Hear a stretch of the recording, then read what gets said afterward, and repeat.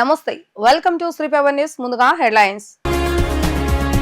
ఏలూరు జిల్లా వడ్లమాన్లో బీసీ వర్గాలతో మాట్లాడిన సీఎం చంద్రబాబు నాయుడు బీసీలకు అనేక పథకాలు ప్రవేశపెట్టిన ఘనత టీడీపీదే అని వ్యాఖ్య.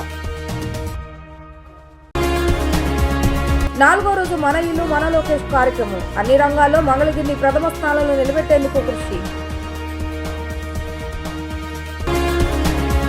ఇంద్రకీలాద్రిపై వైభవపేతంగా సాగుతున్న చైత్రమాస కళ్యాణ బ్రహ్మోత్సవాలు. రావణ బ్రహ్మ వాహనంపై పురవీధిలో విహరించిన దుర్గా మల్లేశ్వర్లు. బీసీలకు అనేక పథకాలు ప్రవేశపెట్టిన ఘనత టీడీపీదే అని సీఎం చంద్రబాబు నాయుడు అన్నారు. టీడీపీకి మొదటి నుంచి వెనుముక బీసీ వర్గాలని చెప్పారు. బీసీల అభివృద్ధి సంక్షేమానికి అహర్నిశలు కృషి చేస్తామని, మోడీ పవన్ తాను కలిసి వెనుకబడిన వర్గాల అభ్యున్నతికి పనిచేస్తున్నామని తెలిపారు. ఏలూరు జిల్లా ఆగిరిపల్లి మండలం వడ్లమాన్లో బీసీ వర్గాలతో నిర్వహించిన ప్రజావేదికలో సీఎం చంద్రబాబు నాయుడు మాట్లాడుతూ కార్పొరేషన్లు పెట్టి మరీ బీసీ కులాలకు మేలు చేస్తున్నామని, ఎన్టీఆర్ హయాంలో బీసీలకు గురుకుల పాఠశాలలు వచ్చాయని గుర్తు చేశారు. మత్స్యకార కుటుంబాలకు 9 గురుకుల పాఠశాలలు ఏర్పాటు చేస్తామని, విదేశాల్లో చదువుకునే వారికి 15 లక్షల సహాయం చేస్తున్నామని అన్నారు. సివిల్స్ గ్రూప్ పరీక్షలు రాసే వారికి అండగా ఉన్నామని తెలిపారు. అమరావతిలో సివిల్స్ కోచింగ్ కేంద్రాన్ని ఏర్పాటు చేస్తున్నామని, బ్యాచ్కు 500 చొప్పున కోచింగ్ ఇస్తున్నామని వెల్లడించారు. ఆదరణ 3 కింద ఏటా 1000 కోట్ల రూపాయలు ఖర్చు చేస్తున్నామని పేర్కొన్నారు. ఆదరణ 1 తీసుకొచ్చాం. ఇప్పుడు ఆదరణ 1, 2 కూడా పూర్తి చేశాం. ఇప్పుడు ఆదరణ 3 కింద ప్రతి సంవత్సరం 1000 కోట్ల రూపాయలు ఖర్చు పెట్టి ముందుకెళ్తాం. నేను ఒకటే ఆలోచించాను, అన్ని వర్గాలు పైకి రావాలి, అందరినీ ఆర్థికంగా పైకి తీసుకురావాలి. షెడ్యూల్ కులాలున్నాయి, వాళ్లకు ఇబ్బందులున్నాయి, వాళ్లకు న్యాయం చేస్తాం. అదే మరి షెడ్యూల్ తెగలున్నారు, వీళ్ళు అడవుల్లో ఉంటారు, ఇంకా అనాగరికంగా చాలా బాధపడుతున్నారు, వాళ్ల కోసం పనిచేస్తాం. ఎన్టీ రామారావు గారు ఉన్నప్పుడు వెనుకబడిన వర్గాలకు రెసిడెన్షియల్ స్కూల్స్ తీసుకొచ్చారు. ఇంకో పక్కన 2019లో నేను ముఖ్యమంత్రి అయిన తర్వాత 65 రెసిడెన్షియల్ పాఠశాలలు ఏర్పాటు చేశాం. నా ఆలోచన ఒకటే, అన్ని వర్గాలతో సమానంగా, అవసరమైతే అన్ని వర్గాల కంటే మిన్నగా ముందుండే విధంగా వెనుకబడిన వర్గాలను తయారు చేయడమే ఈ ప్రభుత్వ ఆలోచన ధ్యేయం అని చెప్పి కూడా మీకు తెలియజేస్తున్నా. 108 బీసీ రెసిడెన్షియల్ స్కూల్స్ ఉంటే 75 దాకా తెలుగుదేశం పార్టీ హయాంలో వచ్చాయి. మత్స్యకార కుటుంబాలకి దగ్గర 9 రెసిడెన్షియల్ స్కూల్స్ పెట్టాం. కొన్ని స్కూల్స్ ఉంటే ఇవన్నీ కూడా జూనియర్ కాలేజీలుగా చేసి ముందుకు పోయే పరిస్థితి తీసుకొచ్చాం. వెనుకబడిన వర్గాల పిల్లల్లో మాణిక్యాలున్నారు, సరైన చేయూతిస్తే బ్రహ్మాండంగా రాణించే అవకాశాలుంటాయి. అందుకే ఈ ప్రభుత్వం ఎవరైనా విదేశాల్లో ఏ యూనివర్సిటీ చదువుకోవాలన్నా ఒక్కొక్కరికి 15 లక్షల రూపాయలు సబ్సిడీ చదివిచ్చిన ప్రభుత్వం ఈ రోజు ప్రస్తుతం ఉండే ప్రభుత్వం అని చెప్పి కూడా నేను మీకు తెలియజేస్తున్నా. సివిల్స్ గాని రాష్ట్ర స్థాయిలో ఉండే గ్రూప్ 1 గాని ట్రైనింగ్ ఇవ్వడానికి కూడా ప్రత్యేకమైన శ్రద్ధ పెట్టాం. ఇంకో పక్కన మీరు చూస్తే 405 కోట్ల రూపాయలు సంక్షేమ హాస్టల్ కోసమే ఖర్చు పెడుతున్నాం. ఇంకో పక్క 76 కోట్లు పెండింగ్ ఉంటే నేను ఒకటే మంత్రి గారు చెప్పాను, ఎవరైనా సరే కొంత వెయిట్ చేస్తాం గాని ఈ ప్రభుత్వానికి మొదటి ప్రాధాన్యత వెనుకబడిన వర్గాల సంక్షేమం. దీంట్లో ఏమాత్రం కూడా నిర్లక్ష్యం లేకుండా పనిచేస్తామని హామీ ఇచ్చాను. ఇంకో పక్క మీరు చూస్తే ఆంధ్రప్రదేశ్ మొత్తం తెలుగు రాష్ట్రాల్లో బీసీ స్టడీ సర్కిల్స్ పెట్టాం. సివిల్ సర్వీస్ కోసం కోచింగ్ సెంటర్లు పెట్టాం. ఇలాంటి మీరు చూసినప్పుడు అమరావతిలో కూడా పర్మనెంట్ గా సివిల్ సర్వీస్ కోచింగ్ సెంటర్ ఏర్పాటు చేస్తున్నాం. దానికి కూడా 500 మందికి ఒక్కొక్క బ్యాచ్ లో ట్రైనింగ్ ఇచ్చే ఏర్పాట్లు చేస్తున్నాం. రేపు డిఎస్సి వస్తుంది. డిఎస్సిలో ఎక్కువ మంది బీసీలు పాస్ కావడానికి ప్రత్యేకంగా 5720 మందికి శిక్షణా కార్యక్రమాలు పెట్టి వారికి ఎక్కువ ఉద్యోగ అవకాశాలు కల్పిస్తాం.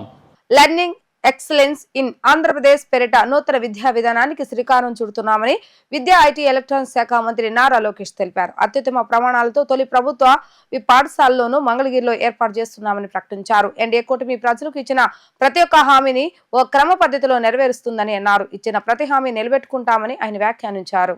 మంగళగిరిలో 4వ రోజు మన ఇల్లు మన లోకేష్ కార్యక్రమం చేపట్టారు. పేదలకు మంత్రి నారా లోకేష్ శాశ్వత ఇంటి పట్టాలు అందజేస్తున్నారు. రత్నాల చెరువుకు చెందిన 600 మందికి, తాడేపల్లిలోని మహానాడు ప్రాంతానికి చెందిన 430 మంది పేదలకు శాశ్వత పట్టాలు పంపిణీ చేశారు. మొత్తం 1030 పేద కుటుంబాలకు శాశ్వత ఇంటి పట్టాలను మంత్రి నారా లోకేష్ పంపిణీ చేశారు. ఈ సందర్భంగా మంత్రి లోకేష్ మాట్లాడుతూ మంగళగిరికి మంజూరైన ఆంధ్రప్రదేశ్లో తొలి 100 పడకల ప్రభుత్వ హాస్పిటల్కి 13వ తేదీన శంకుస్థాపన చేస్తున్నామని వెల్లడించారు. ప్రతిపక్షంలో ఉండగానే మంగళగిరి కోసం సొంత ఖర్చులతో 26 సంక్షేమ కార్యక్రమాలు అమలు చేస్తే అధికారంలో ఉండగా ఇంకెంత చేయగలనో ఆలోచించాలని అన్నారు. మంగళగిరిలో పోటీ చేయాలని 2019లో తీసుకున్న నిర్ణయం తన జీవితాన్ని మార్చేసిందని ఆయన తెలిపారు.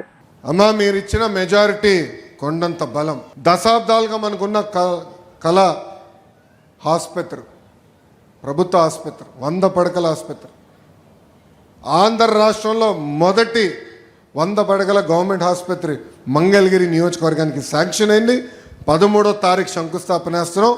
కరెక్ట్గా ఒక సంవత్సరంలో ఆ ప్రాజెక్ట్ కూడా పూర్తి చేసే బాధ్యత చిల్లపల్లి గారు తీసుకుంటున్నారు. ఆయనది బాధ్యత, మాది కట్టాల్సిన బాధ్యత అయింది. ఎందుకంటే ఆయన ఇప్పుడు chairman, medical development corporation chairman. ఆయనే సంవత్సరంలో కట్టి చూపిస్తారు. పార్కులు, చెరువులను అభివృద్ధికి చేస్తున్నాం. ఇంకో పక్కన భూగర్భ డ్రైనేజ్, భూగర్భ నీరు, భూగర్భ గ్యాస్, భూగర్భ కరెంటు ప్రాజెక్ట్ కూడా అమ్మా నేను చేపడుతున్నా. జూన్ మాసం నుంచి ఆ కార్యక్రమాలు, జూన్ జూలై మాసంలో ఆ కార్యక్రమాలు కూడా చేపడతాం. ఒక్కసారి ఆలోచించండి, 2019 నుంచి 24 వరకు తెలుగుదేశం పార్టీ ప్రతిపక్షంలో ఉన్న మీ ఆరోగ్యం కోసం ఎన్టీఆర్ సంజీవిని అని తీసుకొచ్చాం. తాడేపల్లిలో ఒక క్లినిక్, మంగళగిరిలో క్లినిక్, దుగ్గిరాలకు ఒక బస్సు పెట్టి ఈరోజు కూడా ఆ కార్యక్రమం మేము చేపడుతున్నాం. ఈరోజు కూడా సొంత నిధులతో మందులు ఉచితంగా మేము అందజేస్తున్నాం. ఊర్లో పెళ్లి జరిగితే పెళ్లి కానుకిస్తున్నాం. మహిళలు సొంత కాళ్ళపై నిలబడాలని కుట్టు నేర్పిస్తమే కాకుండా కుట్టు మెషినే ఉచితంగా ఇస్తాం కాకుండా వాళ్ళకి ఈరోజు పని కూడా మేము కల్పిస్తున్నాం. ఆనాడు గత ప్రభుత్వం నీరు సరిగా అందించలేకపోతే వాటర్ ట్యాంకర్లు పెట్టి ఉచితంగా నీరు తోలం. మన పిల్లలు క్రికెట్ ఆడాలని కోరుకుంటే ఐపీఎల్ తరహా కాకపోయినా వాళ్ళతో పోటీ పడే విధంగా మంగళగిరి ప్రీమియర్ లీగ్ తీసుకొచ్చి పిల్లలకి అది కూడా ఏర్పాటు చేస్తాం. కోవిడ్ వస్తే ఆక్సిజన్ ఇబ్బంది ఉందంటే ఆక్సిజన్ సిలిండర్లు పంపించాం, మందులు అందించాం. అమెరికా డాక్టర్ల ద్వారా టెలిమెడిసిన్ చేశాం. ఇట్లా దాదాపు 26 సంక్షేమ కార్యక్రమాలు మంగళగిరి ప్రజల కోసం ఆనాడు నేను చేస్తాం జరిగింది. ఇంద్రకీలాద్రి చైత్రమాస కళ్యాణ బ్రహ్మోత్సవాల వైభవంగా కొనసాగుతున్నాయి. ఈ ఉత్సవాలలో భాగంగా రావణ వాహనంపై శ్రీ గంగా పార్వతి సమేత మల్లేశ్వరులను ఘనంగా ఊరేగించారు. భక్తులు పెద్ద ఎత్తున తరలివచ్చి రావణపడ వాహనంపై అధిరోహించిన ఆది దంపతులను దర్శించుకుని నీరాజనాలు సమర్పించారు. ఇంద్రకీలాద్రిపై గత 2 రోజుల నుంచి జరుగుతున్న శ్రీ గంగా పార్వతి సమేత మల్లేశ్వరాల చైత్రమాస కళ్యాణ మహోత్సవాల సందర్భంగా 3వ రోజున పండితులు మూల మంత్ర వాహనములను నిర్వహించి ఔపాసన, బలిహారణ, హారతి, మంత్రపుష్పం, ప్రసాద వితరణ కార్యక్రమాలు భక్తిపూర్వకంగా నిర్వహించారు. చైత్రమాస కళ్యాణ బ్రహ్మోత్సవ వాహన సేవల్లో భాగంగా మల్లేశ్వర మహామండపం నుండి శ్రీ గంగా పార్వతి సమేత మల్లేశ్వర రావణ వాహన సేవ ప్రారంభమైంది. రావణుడు లంకకు అధిపతి, పౌలస్య బ్రాహ్మ వారసుడు, పరమశివుని మహాభక్తుడు రావణుడు శివుని అంశతో జన్మించాడని అనునిత్యం శివుడికి పూజాభిషేకాలు నిర్వహించిన తర్వాతనే ఆయన ఏదైనా ఆహారంగా తీసుకునే రీతిలో అత్యంత భక్తి శ్రద్ధలతో ఆయన ఆరాధన కొనసాగేదని పురాణోక్తి. అలాంటి రావణుడు కైలాసంలోని పరమశివుణ్ణి లంకా నగరానికి తీసుకురావాలని నిర్ణయించుకొని శివుడు లంకా నగరంలో కొలువై ఉంటే తనకి ఎదురే ఉండదని భావించి ఆ స్వామి సాక్షాత్కారం కోసం కఠోర తపస్సు చేసి కైలాస దిశగా ప్రయాణం చేసి శివతాండవ సూత్రంతో శివుని మెప్పించి శివ కుటుంబమునకు తానే వాహనమై తరించిన పరమభక్తుడు. ఇటువంటి ప్రఖ్యాతిగాంచిన రావణ వాహనంపై అమ్మవార్లు స్వామి కొలువై ఉండగా సాంప్రదాయ కళలైన తప్పెట్లు, కోలాట, నృత్యాలు, తాళం, భజన కళాకారుల ప్రదర్శనలు ముందు సాగుతూ ఉండగా వేద మంత్రాలు, మంగళ వాయిద్యాల నడుమ వాహన సేవా శ్రేణి కనకదుర్గానగర్, రతన్ సెంటర్, బ్రాహ్మణ వీధి, కొత్తపేట, సామరంగ చౌక్, మెయిన్ బజార్ మీదుగా సాగింది. ఆది దంపతులు వేంచేసిన రావణ వాహనం ముందు రహదారులను వివిధ ప్రాంతాల్లో మహిళలు పసుపు నీళ్లతో శుద్ధి చేసి హారతులు, కొబ్బరికాయలు సమర్పించి జయ జయధ్వానాలు చేశారు.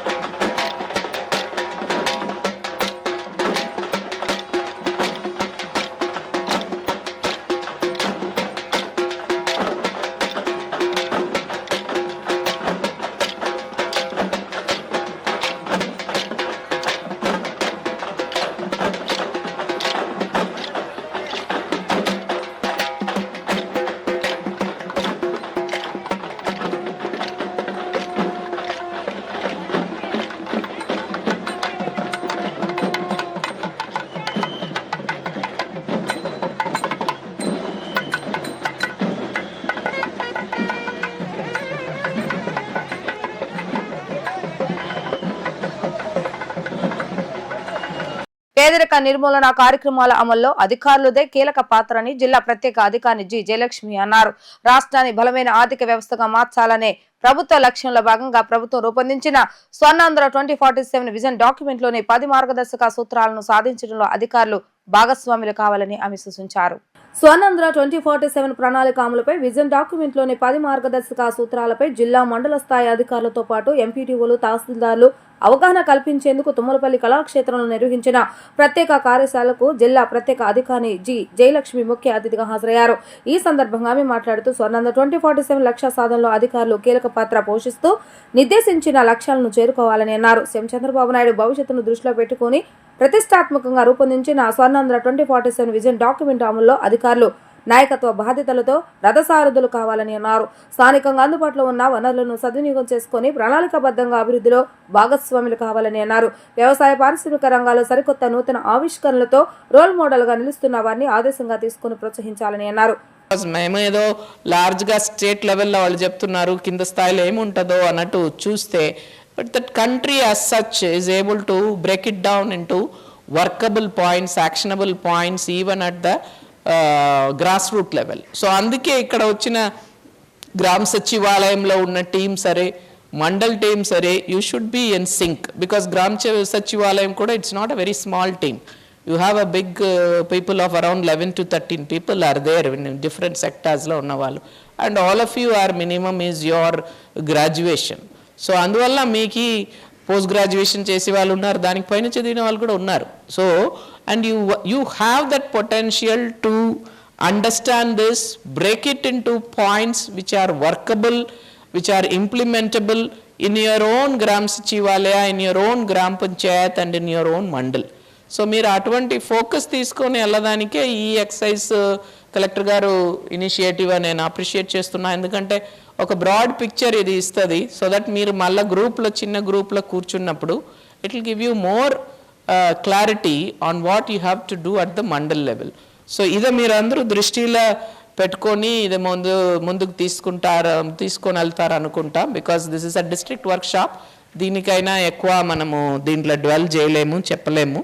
But the district officers who are of the core departments here, వాళ్ళు ఎటువంటి ఒక లీడర్షిప్ ఇచ్చి ముందుకు తీసుకొని వెళ్తే ఐఎమ్ షూర్ మనం అనుకున్న target will be able to achieve. And దీంట్లో ఇంకొక డైనమిక్స్ ఆఫ్ P4 అన్నది కూడా మన జిల్లాలోనే ఆ రోజు సేమ్ గారు కూడా ఇనాగరేట్ చేయటం జరిగింది. కాబట్టి keep that also in mind, like how do you actually roll up that plan.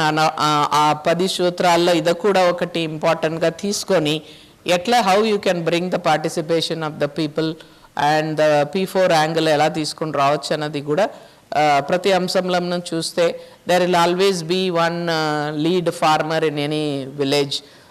బాగా టెక్నాలజీ తెలిసిన ఒక రైతు ఉంటారు. ఇటువంటి ఉన్న వాళ్ళ మీరు కనుక ప్రోత్సాహం ఇచ్చి వాళ్ళ ఒక లీడ్ ఫార్మర్గా తీసుకుని వస్తే it will help you to do and motivate the other farmers also in any new intervention that you are bringing which will be directly proportion to the growth plan that you have planned. అత్యధిక ప్రజాదరణ కలిగిన నేత YS Jagan అని intelligence సంస్థల report ప్రకారం అత్యధిక threat ఉన్న నేత కూడా ఆయనేనని మాజీ ఎంపీ గోరంట్ల మాధవ్ తెలిపారు. వైఎస్ జగన్ కు 3 అంచెల భద్రత అవసరమని అన్నారు. రాష్ట్రంలో జగన్ ఏ ప్రాంతానికి వెళ్లినా వేలాదిగా అభిమానులు వస్తారు అని, వారిని అదుపు చేయవలసిన బాధ్యత పోలీసులదే అని మాధవ్ అన్నారు. రామగిరిలో జగన్ పర్యటనలో భద్రతా వైఫల్యం స్పష్టంగా కనిపించిందని చెప్పారు. హోంమంత్రి అనిత మాత్రం జగన్ పర్యటనలో 1100 మంది పోలీసులను పెట్టామని చెప్తున్నారని, ఆ 1100 పోలీసులో ఎక్కువ మందిని పరిటాల సునీత ఇంటి దగ్గరే పెట్టారన్నారు. హెలికాప్టర్ ను ఇబ్బందులకు గురిచేసి మార్గమధ్యలో ఆయనపై దాడి చేయాలని కుట్ర పన్నారని ఆయన ఆరోపించారు.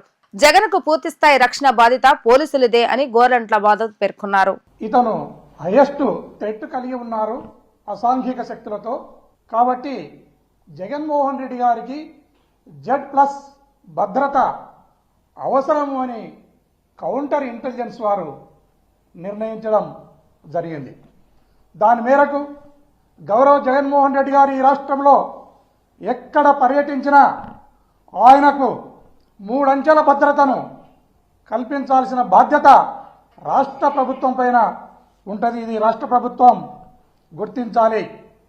ఆయన ఇంటి దగ్గర ఉన్న భద్రతను మినహాయిస్తే ఈ రాష్ట్రంలో ఏ ప్రాంతానికి వెళ్ళినా ఏ సమయంలో వెళ్ళినా వేలాది మంది జనము గుమిగూడుతూ ఉన్నారు. వారిని కంట్రోల్ చేసే బాధ్యత, వారిని ఒక ఆర్డర్లో పెట్టే బాధ్యత ఈ రాష్ట్ర ప్రభుత్వానికి ఉంటుంది. అలాంటిది మొన్న జగన్మోహన్ రెడ్డి గారు రామగిరి మండలానికి వచ్చినప్పుడు పోలీసు ఎలాంటి వైఫల్యం చెందిందో, ఎలా ఫెయిల్యూర్ అయిందో మనమందరం కూడా ప్రత్యక్షంగా చూసినాం.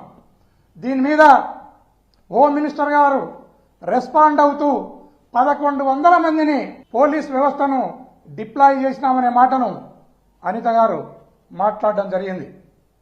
అమ్మ అనిత గారు, మీరు 1100 మందిని డిప్లాయ్ చేస్తే వారు హెలికాప్టర్ను ప్రొటెక్ట్ ఎందుకు చేయలేకపోయినారు? ఎందుకు చేయలేకపోయినారంటే నేను చెప్తున్నాను, మీరు శ్రద్ధగా వినండి. దీని మీద మరొకసారి జగన్మోహన్ రెడ్డి గారి పర్యటనను జాగ్రత్తగా చూసుకోండి. బాడుకోకు బారానా, మాల్ ఓనర్కు చారానా అన్నట్లు మీ డిప్లాయ్మెంట్ ఉంది. అది ఎట్లా అంటే, మీరు పెట్టిన 1100 మంది పోలీస్ సిబ్బందిని పరిటాల సునీతమ్మ ఇంటి దగ్గర కొందరిని, పరిటాల రవి సమాధి దగ్గర కొందరిని, అదేవిధంగా మొన్న లింగమయ్యను హత్య చేసిన ముద్దాయిల ఇండ్ల దగ్గర సగం మందిని డిప్లాయ్ చేసి, ఎవరైతే జగన్మోహన్ రెడ్డి గారిని చూడడానికి వైఎస్ఆర్ కాంగ్రెస్ పార్టీ కార్యకర్తలు కానీ లీడర్లు కానీ వస్తున్నారో వారిని కంట్రోల్ చేయడానికి మిగతా పోలీసును 4 భాగాలు చేసి మీరు అక్కడ పెట్టడం జరిగింది. జగన్మోహన్ రెడ్డి గారి దగ్గరికి వచ్చే వరకు ఆ హెలికాప్టర్ దగ్గర గార్డు సరియలేదు. జగన్మోహన్ రెడ్డి గారిని భద్రతను తగ్గించేసి ఆ రోజు ఆ హెలికాప్టర్ ఏదైతే ఉందో ఆ హెలికాప్టర్ను విధ్వంసం చేయించి ఆయనను మార్గ మధ్యంలో బెంగళూరుకు రోడ్డు అంట ఆయన వెళ్లాల్సి వస్తుంది. ఆ మార్గ మధ్యంలో ఆయనపై భౌతిక దాడులు చేయడానికి ఈ రాష్ట్ర ప్రభుత్వం కుట్ర చేసిందనడంలో ఎలాంటి సందేహం లేదనేది నేను ఈ రాష్ట్ర ప్రభుత్వానికి తెలియజేస్తున్నాను, ప్రజలకు కూడా తెలియజేస్తున్నాను. విజయవాడ సెంట్రల్ నియోజకవర్గంలో గడిచిన 9 నెలల కాలంలో 193 కోట్ల రూపాయల వ్యయంతో అభివృద్ధి పనులు చేపట్టినట్లుగా ఎమ్మెల్యే బోండా ఉమామహేశ్వర తెలిపారు. ఇప్పటికే కొన్ని అభివృద్ధి పనులు పూర్తి అయ్యి ప్రజలకు అందుబాటులోకి రాగా మరికొన్ని పనులు జరుగుతున్నాయని, శంకుస్థాపనలు జరిగాయని వివరించారు. 2029 నాటికి నియోజకవర్గాన్ని మోడల్ నియోజకవర్గంగా అభివృద్ధి పదవులు ఉంచేలా పనిచేయడమే తన లక్ష్యమని ఆయన చెప్పారు. అజిత్ సింగ్ నగర్ లోని సెంట్రల్ నియోజకవర్గం టీడీపీ కార్యాలయంలో 58, 59వ డివిజన్లో పలు కుటుంబాల వారికి ఇళ్ల పట్టాల పంపిణీ, మరికొందరికి CMRF చెక్కుల పంపిణీ కార్యక్రమాన్ని నిర్వహించారు. ఈ కార్యక్రమంలో పాల్గొన్న బోండా ఉమామహేశ్వర మహిళలను శాలువా కప్పి సత్కరించి చీరలను అందించి రిజిస్ట్రేషన్ ఇళ్ల పట్టాలను పంపిణీ చేశారు. ఎంతో కాలంగా పరిష్కారం కాని తమ ఇళ్ల పట్టాల సమస్యకు పరిష్కారం చూపినందుకు మహిళలు బోండా ఉమాకు ధన్యవాదాలు తెలియజేశారు. ఈ సందర్భంగా ఎమ్మెల్యే బోండా ఉమామహేశ్వర మాట్లాడుతూ టీడీపీ ఎన్నికల సమయంలో ఇచ్చిన ప్రతి హామీని నెరవేర్చే దిశగా పాలన సాగుతుందని అన్నారు. గడిచిన 5 సంవత్సరాల వైసీపీ పాలనలో పరిష్కారం కాని అనేక దీర్ఘకాలిక ప్రజా సమస్యలను సైతం పరిష్కరించేలా నియోజకవర్గంలో చర్యలు చేపట్టామని అన్నారు. ఆ క్రమంలోనే గత ప్రభుత్వం వదిలేసిన అనేక అభివృద్ధి పనులను తాను పూర్తి చేసినట్లుగా వివరించారు. అపరిష్కృత సమస్యగా ఉన్న ఇళ్ల పట్టాల రిజిస్ట్రేషన్ సమస్యను పరిష్కరించడం జరిగిందన్నారు. తద్వారా వాంబే కాలనీ, న్యూ రాజరాజేశ్వరిపేట, రాజీవ్ నగర్, అజిత్ సింగ్ నగర్, శాంతినగర్ తదితర ప్రాంతాల్లో ఇళ్ల పట్టాల కోసం ఎదురు చూస్తున్న వేలాది కుటుంబాల వారికి శాశ్వత ప్రతిపాదికన పూర్తి హక్కుతో కూడిన రిజిస్ట్రేషన్ ఇళ్ల పట్టాలను పంపిణీ చేయడం జరిగిందన్నారు. తెలుగుదేశం పార్టీ ఎన్నికల ముందు ఏవైతే హామీలు ఇచ్చామో అన్ని హామీలని కూడా నెరవేరుస్తూ ముందుకెళ్తా ఉన్నాం. ఈ 9 నెలల్లో నియోజకవర్గానికి చెందినటువంటి అనేక సమస్యలకు పరిష్కారం లభించింది. గత 5 సంవత్సరాల్లో మూలపడిపోయినటువంటి అభివృద్ధి అంతా కూడా పట్టాలెక్కి వేగంగా ముందుకెళ్ళింది. 193 కోట్ల రూపాయలతో ఇప్పటికీ నేను ఎమ్మెల్యే అయినాక ఈ నియోజకవర్గంలో శంకుస్థాపనలు, ప్రారంభోత్సవాలు అన్ని రకాలుగా రోడ్లు, డ్రైన్లు, పార్కులు, కమ్యూనిటీ హాల్స్ అన్నిటిని కూడా వేగవంతం చేశాం. అపరిష్కృతంగా ఉన్నటువంటి అనేక సంవత్సరాల సమస్య అయినటువంటి ఇళ్ల పట్టాల రిజిస్ట్రేషన్, దాన్ని వాంబే కాలనీ కానీ, అలాగే ఆర్ఆర్పేట కానీ, సుందరీనగర్ కానీ, రాజీవ్ నగర్ కానీ, సింగ్ నగర్ కానీ, శాంతినగర్ కానీ ఎన్నిటిని కూడా మరి మూలపడిపోయినటువంటి ఫైల్స్ అన్నిటిని కూడా బయట తీసి ఆ రిజిస్ట్రేషన్ని కంప్లీట్ చేసి శాశ్వత ప్రాతిపదిక మీద, అంటే ఇంకా వాళ్ళు ఏ గవర్నమెంట్ ఆఫీస్ చుట్టూ తిరగాల్సిన అవసరం లేదు. భవిష్యత్తులో వాళ్ళ పిల్లలు తరతరాలు వాళ్ళు సొంతంగా వెళ్ళి రిజిస్ట్రేషన్ చేసుకునే పూర్తి హక్కులతో వాళ్ళకి రిజిస్ట్రేషన్ డాక్యుమెంట్లు మా ఆఫీస్లో వాళ్ళకి సత్కరించుకొని వాళ్ళకి చీరలు పెట్టి డాక్యుమెంట్లు హ్యాండ్ ఓవర్ చేయడం జరిగింది.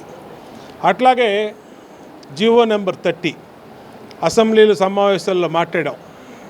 అపష్కృతంగా ఉన్నటువంటి రిజిస్ట్రేషన్స్ ప్రక్రియను ఇంకా వేగవంతం చేయడానికి ఆక్యుపైడ్ ల్యాండ్స్లో ఉన్నటువంటి అన్అబ్జెక్షనబుల్ ల్యాండ్స్ అన్నిటిని కూడా 150 గజాల వరకు ₹1 ఖర్చు లేకుండా జీవో నెంబర్ 30తో రిజిస్ట్రేషన్లు చేయబోతూ ఉన్నాం. గిరిపురం కానీ, నందమూరి నగర్ కానీ, సింగనగర్ ప్రాంతం కానీ అన్ని చోట్ల కూడా ఎన్యూమరేషను జరుగుతూ ఉంది. ఎంఆర్ఓలు అందరూ కూడా వాళ్ళు విఆర్ఓలు పెట్టి చేస్తూ ఉన్నారు.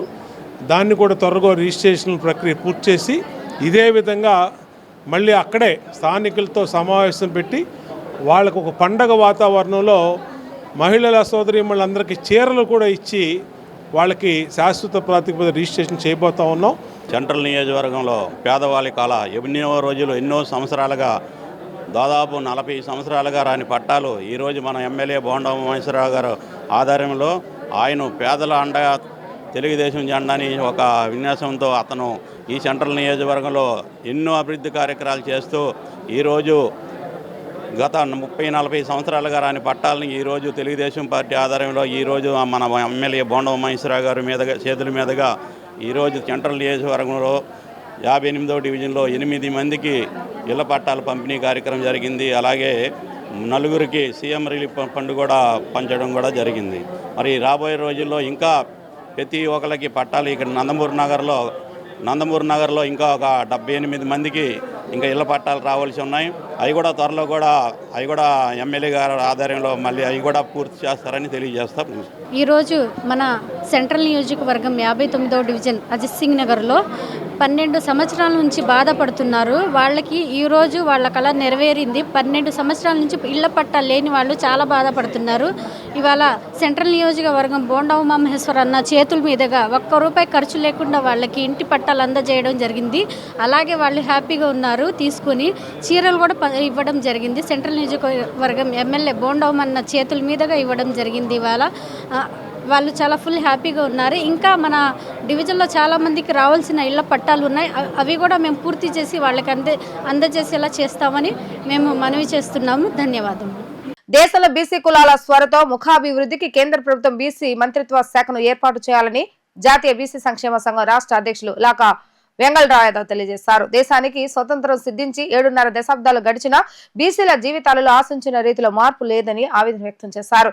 ఇప్పటికైనా బీసీల అభ్యున్నతి దిశగా కేంద్ర రాష్ట్ర ప్రభుత్వాలు ఆలోచన చేయాలని అన్నారు. గాంధీనగర్ ప్రెస్ క్లబ్ లో ఏర్పాటు చేసిన విలేకరుల సమావేశంలో జాతీయ బీసీ సంక్షేమ సంఘం రాష్ట్ర అధ్యక్షుడు లాకా వెంగళరావు యాదవ్ మాట్లాడుతూ మహిళా రిజర్వేషన్ల బిల్లులో బీసీ మహిళలకు సబ్ కోటా కేటాయించాలని, దేశవ్యాప్తంగా జనగణనతో పాటుగా బీసీ కులగణన కూడా చేపట్టాలని ఆయన డిమాండ్ చేశారు. అనంతరం సంఘ రాష్ట్ర ఉపాధ్యక్షులు చప్పిడి కృష్ణమోహన్ ముదిరాజు మాట్లాడుతూ బీసీల రక్షణ కోసం బీసీ యాక్ట్ చట్టాన్ని వెంటనే తీసుకురావాలని అన్నారు. విద్యా ఉద్యోగ రంగాలలో 42% రిజర్వేషన్లు కల్పించాలని ఆయన డిమాండ్ చేశారు. అత్యధిక శాతం ఉన్న బీసీల అభ్యున్నతిని కాక్షించేలా ప్రభుత్వాలు చర్యలు తీసుకోవాలని అన్నారు. 2021లోనే బీసీల జనాభా లెక్కలు తేల్చాల్సి ఉన్నప్పటికీ కేంద్ర ప్రభుత్వం ఎందుకు తత్సారం చేస్తుందో అర్థం కావటం లేదన్నారు. కేంద్ర ప్రభుత్వం బీసీల సమస్యలను విస్మరించడం తగదని హితవు పలికారు. ఈ విలేకరుల సమావేశంలో భాగంగా మహాత్మా జ్యోతిరావు పూలేకు సంఘం నాయకులు ఘనంగా నివాళులు అర్పించారు. జాతీయ బీసీ సంక్షేమ సంఘం యువజన విభాగం రాష్ట్ర ఉపాధ్యక్షులుగా షేక్ నాగులు మీరాను నియమించి నియామక పత్రాన్ని లాకా వెంకటరావు యాదవ్ అందజేశారు. నియామక పత్రం అందుకున్న నాగులు మీరా మాట్లాడుతూ బీసీల గళాన్ని చట్టసభల్లో వినిపించవలసి ఉందని అన్నారు. ఆ మేరకు బీసీల ఐక్యత కోసం జాతీయ బీసీ సంక్షేమ సంఘం నిబంధనలకు లోబడి పనిచేస్తానని చెప్పారు. నాగులు మీరాను పలువురు ఘనంగా సత్కరించారు. ఈరోజు రాష్ట్ర యువజన వర్కింగ్ ఉపాధ్యక్షులుగా నాగుల్ మీరా గారిని వీరిని ఈరోజు నియమిస్తూ ఈ యొక్క విలేకరుల సమావేశాన్ని ఏర్పాటు చేయడం జరిగింది. ముఖ్యంగా నాగుల్ మీరాకి మంచి సర్కిల్ ఉంది, యువకుడు కాబట్టి రాష్ట్ర వ్యాప్తంగా కూడా 100 భాషా సంఘం ఆ యొక్క సంఘంలో కూడా మంచి బాధ్యత ఉంది ఆయనకి. కాబట్టి ఆయన ఈ యొక్క యువజన వర్కింగ్ ప్రెసిడెంట్గా మంచి సేవలు అందిస్తారనే ఉద్దేశంతో మరి నాగుల మీరా గారిని ఈరోజు ఈ యొక్క బాధ్యత ఆయన మీద మరి పెట్టడం జరిగింది. ఈ భారతదేశానికి స్వాతంత్రం వచ్చి దాదాపు 78 సంవత్సరాలు అవుతున్నప్పటికి కూడా మరి ఇంకా ఈ సమాజంలో మార్పులు అనేది అంటే సామాజిక న్యాయం ఇప్పటికి కూడా జరుగుతున్న సందర్భం లేదు. కనుకనే మేమంతా కూడా మా యొక్క జనాభా దామాషా ప్రకారం ఈ రాష్ట్రంలో మాకు న్యాయం జరగట్లేదు, అలాగే దేశంలో న్యాయం జరగట్లేదు. మరి ఈ రాష్ట్రంలో 140 బీసీ కులాలు ఉన్నప్పటికీ కూడా ఈరోజు కూడా దాదాపు 100 కులాలు కనీసం ఒక జడ్పీటీసీ కానీ, ఒక మేయర్ కానివ్వండి, ఒక ఎమ్మెల్యే కానివ్వండి, ఎంపీటీసీ కానివ్వండి, అట్లాగే ఎమ్మెల్యే కానివ్వండి, ఎమ్మెల్సీ కానివ్వండి, ఎంపీ కానివ్వండి, ఇటువంటి పదవులు మరి నిర్వహించిన కులాలు 100కు పైగా ఉన్నాయి. నిర్వహించినటువంటి కులాలు. సామాజిక న్యాయం అనేది అన్ని వర్గాలకి జరగాలి. రాజకీయంగా, సామాజికంగా, విద్యాపరంగా, ఉద్యోగ అన్ని రంగాల్లో కూడా ఈరోజు బీసీలు చాలా వెనుకబడి ఉన్నారు. డాక్టర్ లాకా వెంకటరావు గారి నాయకత్వంలో బీసీ సంఘం పునర్నిర్మాణం జరుగుతుంది. రాష్ట్రంలో మీరు చాలామంది బీసీ సంఘాలని, బీసీ నాయకులు చూశారు, కానీ చిత్తశుద్ధి ఆచరణ ఎక్కడ కనపడలేదు. కాబట్టి మేము వాళ్ళందరినీ పక్కన పెట్టి మీరు మాకు పనికిరారు, మాకు లాకా వెంకటరావు గారి నాయకులు లాంటి నిజాయితీ పరులు కావాలి, వినమ్రంగా ఉండే నాయకులు కావాలి. కాబట్టి మేము బీసీల హక్కులు అటువంటి నాయకులు సారథ్యంలో ఆయన అడుగుజాడల్లో నడిచి మేము పోరాడతాం. ఎట్టి పరిస్థితుల్లో మేము బీసీలో అండగా ఉంటాం. అన్ని కులాలకి 190 కులాలకి ఇవాళ బీసీ సంఘం అండగా ఉంటుంది. రాబోయే కాలంలో మీరంతా కూడా ఇవాళ చూశారు మీరు నాగుల మీరా గారు, ఆయన యువకుడు, ఉత్సాహవంతుడు, ఆయనలో ఉన్న లక్షణాలు, గుణాలని గమనించి అటువంటి వాళ్ళు నాయకులుగా తీర్చిదిద్దడమే మా లక్షణం.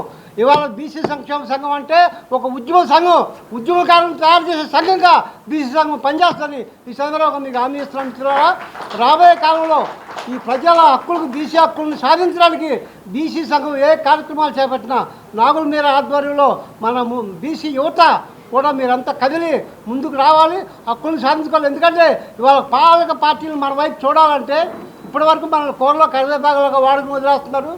కరివేపాకులాగా వాడుకుని వదిలేయటం కాదు, కర్రు కాల్చి వార్త పెడదాం కొడకలారా అనేట్టుగా బీసీలో అంతా గట్టిగా నిలబడే సందర్భం వచ్చింది. ఇవాళ మనం చట్టసభల్లో కూడా మన గొంతు వినబడాల్సిన బాధ్యత ఉంది. మన ప్రతి ఒక్కరు ఇది నా ఒక్కడికి వచ్చింది, అన్న నాకే ఇచ్చారని కాదు, నాలాగా అనేక మంది రావాలి ముందుకి. జిల్లా నుంచి సెంట్రల్ వరకు కూడా మన గలం వినబడాలి. మనం ప్రతి ఒక్కరం కూడా మన బీసీ హక్కుల కోసం పోరాడాలి. మనం మాట్లాడే ప్రతి మాట స్టేట్ నుంచి మన నాయకులైన నరేంద్ర మోడీ గారికి మన బాధ వినబడాలి. ఆయన మన హక్కులు మనకి సాధించే వరకు కూడా మనం పోరాడాల్సిన బాధ్యత మన మీద ఉంది. ఈ బాధ్యత నేను ఏదో నాకు ఇది అన్న నాకు పోస్ట్ ఇచ్చారు, నేను చేశాను, కానీ ఇది నేను చాలా నిబద్ధంగా, చాలా బాధ్యతగా నాకు ఇచ్చిన ఈ పదవిని నేను ప్రతి ఒక్క విషయంలో కూడా, ప్రతి ఒక్కరికి కూడా, మన బీసీ నాయకులకి ఏ విషయంలో అయినా సరే నేను ఈ బాధ్యతని నెరవేర్చి వాళ్ళకి అండగా నేను నిలబడతానని పెద్దల సాక్షిగా, మీడియా సాక్షిగా, మా దూదేకుల కులం సాక్షిగా, మా బీసీ నాయకుల సాక్షిగా నేను చెప్తున్నాను. దేశోద్ధారక కాశీనాథుని నాగేశ్వరరావు పంతులు గారు ఆదర్శనీయుడని ప్రభుత్వ ఎమ్మెల్యే మొన్న ఉమామేశ్వరరావు కొనియాడారు. తెలుగు జాతి ఔన్నత్యానికి, తెలుగు భాషా వికాసానికి నాగేశ్వరరావు పంతులు గారు చేసిన సేవ నిర్పమానమని అన్నారు.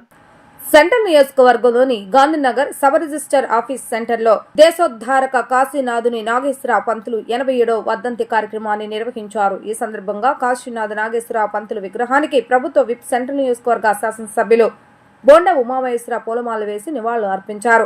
పాదాచారులకు, వాహనదారులకు మజ్జిగను పంపిణీ చేశారు. ఈ సందర్భంగా బోండా ఉమా మాట్లాడుతూ కాశీనాథుని నాగేశ్వరరావు పాత్రికేయుడు, వ్యాపారవేత్త, స్వతంత్ర సమరయోధుడు, రాజకీయ నాయకుడు, గ్రంథాలయ విస్తీర్ణకు కృషి చేసిన విద్యావేత్త, దానశీలి, ఖాదీ ఉద్యమాన్ని ప్రోత్సహించిన మహనీయుడు అన్నారు. ఈ క్రమంలోనే ఆయనను నాగేశ్వరరావు పంతులు అని దేశోద్ధారక విశ్వదాత అని అంతా గౌరవించేవారన్నారు. మహోన్నత భావాలు కలిగిన కాశీనాథుని నాగేశ్వరరావు ఆశయ సాధనకు అనుగుణంగా తమ ప్రభుత్వం పనిచేస్తుందన్నారు. స్థానికంగా కాశీనాథ నాగేశ్వరరావు పంతుల విగ్రహం ఉన్న పార్కును సైతం అభివృద్ధి చేస్తామని ఆయన చెప్పారు. అనంతరం స్థానిక డివిజన్ టీడీపీ పార్టీ అధ్యక్షులు గార్లపాటి విజయ్ కుమార్ మాట్లాడుతూ కాశీనాథుని నాగేశ్వరరావు పంతులు చిరస్మరణీయుడు అని అన్నారు.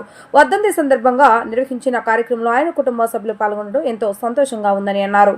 ఈరోజు దేశోద్ధారక ప్రముఖ స్వాతంత్ర సమరయోధులు, మన తెలుగువారు, మన కృష్ణా జిల్లా వాసి అయినటువంటి పెద్దలు వెల్లటూరు వాసులు దేశోద్ధారక నాగేశ్వరరావు పంతులు గారి 87వ వర్ధంతి సందర్భంగా సెంట్రల్ నియోజకవర్గంలో ఒక్కసారి ఆ మహానుభావుడికి ఘన నివాళులు అర్పిస్తూ ఆ మహానుభావుడు ఈ జాతి కోసం చేసినటువంటి సేవలు, స్వతంత్రం కోసం ఎంతోమంది ప్రాణత్యాగం చేసినటువంటి సందర్భం ఇవాళ మనందరం స్వేచ్ఛావాయువులు పిలుస్తున్నామంటే ఆ మహానుభావులు చేసినటువంటి కృషి.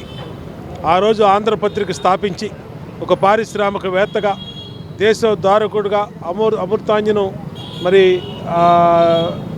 దాన్ని వ్యాపారవేత్తగా అనేక దానాలు చేసి ఆంధ్ర యూనివర్సిటీ లాంటి యూనివర్సిటీలు ఏర్పడటానికి, అంటే ఈ ప్రాంతం మొత్తం, ఈ రాష్ట్రం మొత్తం, తెలుగు వాసులు మొత్తం, తెలుగు జాతి మొత్తం అభివృద్ధి చెందడానికి కృషి చేసినటువంటి మహనీయులు నాగేశ్వరరావు పంతులు గారు. అలాంటి మహానుభావుడు ఇవాళ మనకి 87 సంవత్సరాలు అయిపోయినా చనిపోయి, ఆయన ఆశయాలు, ఆయన ఈ జాతికి చేసిన సేవలు తెలుగుదేశం పార్టీ భవిష్యత్ తరాలకి తెలియజేసే విధంగా నిత్యం కూడా ముందుకు తీసుకెళ్తాం. ఇవాళ పెద్దలు కోరినట్టుగా ఈ పార్కుని అభివృద్ధి చేస్తాం. ఇవాళ ఆయన స్మారక విగ్రహాన్ని, ఇక్కడ ఉన్న విగ్రహాన్ని, ఈ సర్కిల్ని అభివృద్ధి చేస్తాం. ఖచ్చితంగా ఈ ప్రభుత్వం అలాంటి మహానుభావులు, స్వాతంత్ర సమరయోధుల పట్ల గౌరవభావంతో వాళ్ళ ఆశయాల్ని, వాళ్ళ అనుగుణంగా వాళ్ళ త్యాగాల్ని భవిష్యత్ తరాలకు తెలియజేసే విధంగా ఈ ప్రభుత్వం ముందుకెళ్ళుద్దని తెలియజేసుకుంటూ, ఆ మహానుభావుడికి ఈ నియోజకవర్గ శాసనసభ్యుడిగా మా పార్టీ నాయకులందరూ, మాజీ కార్పొరేటర్లు, డివిజన్ పార్టీ అందరం కూడా ఘన నివాళులు అర్పిస్తూ సెలవు తీసుకుంటాం. కృష్ణా జిల్లాలో గాంధీ మహాత్ముడు అడుగు ఇడంగానే ముందుగా వచ్చేది బెజవాడలో కాశీనాథ నాగేశ్వరరావు గారికి. దేశ స్వాతంత్రం కోసం ఎన్నో ఏళ్ళు జైలుకి వెళ్ళినటువంటి మహనీయుడి యొక్క విగ్రహం ఇక్కడ చాలా కాలం నుంచి ఉంది. మీకు అందరూ తెలుసు, ఆంధ్రపత్రిక అమృతాంజనం మీద వచ్చే లాభాలన్నీ స్వాతంత్ర ఉద్యమంలో ఆయన గడిపారు. గ్రంథాలయ ఉద్యమంలో ఆయన చేసినటువంటి కృషి అపారమైనది. గాంధీ మహాత్ముడు ఒకసారి అన్నారు, ఇక్కడ ప్రతిదీ చిన్న వస్తువులన్నీ వేలంపాట పాడితే అన్నీ ఆయనే పాడుకున్నాడు. అప్పుడు గాంధీజీ అన్నారు కదా, విశ్వదాత అనేటువంటి బిరుదు ఇచ్చారు. ఆంధ్ర విశ్వవిద్యాలయం ఏర్పడింది అంటే కేవలం కాశీనాథ నాగేశ్వరరావు వల్లే. కళాప్రపూర్ణ, కళలకు పోషించాడు. దుర్గా కళా మంత్రం సినిమాలు కాదండి, నాటకాలు వేసేటువంటి మంత్రం. ఇంకా ఆశ్చర్యకర విషయం ఏంటంటే, ఎక్కడ ఏ ఉద్యమం జరిగినా, ఉప్పు సత్యాగ్రహం, వెస్ట్ సత్యాగ్రహం, ఇలా అనేక ఉద్యమాల్లో, ప్రతి ఉద్యమాల్లోనూ ఆయన అడుగుడిన ప్రాంతం ఏదీ లేదు అని చెప్పవచ్చు. భావితరాలు గుర్తుపెట్టుకునే మహనీయుని 87వ వర్ధంతి శ్రీ దేశోద్ధారకుని కాశీనాథుని నాగేశ్వరరావు పంతులు గారి 87వ వర్ధంతి సందర్భంగా వారికి ఈరోజు సెంట్రల్ నియోజకవర్గ ప్రజల తరపున ఘన నివాళులు అర్పిస్తున్నాం. 1937 మే 1న జన్మించిన, కృష్ణా జిల్లా ఎలకరులో జన్మించిన మహానుభావుడు స్వాతంత్ర సమరయోధుడిగా పోరాటాలు చేసి భారతదేశానికి స్వాతంత్రం రావడంలో ప్రముఖ పాత్రను వహించారంటే అది మనం చెప్పుకోవడంలో అతిశయోక్తి కాదు. అదేవిధంగా వారికి వచ్చిన సంపాదనని కేవలం స్వాతంత్ర యోధులకి, స్వాతంత్ర సమరయోధులకి, దాని యొక్క త్యాగాలకే వారు ఖర్చు పెట్టారు.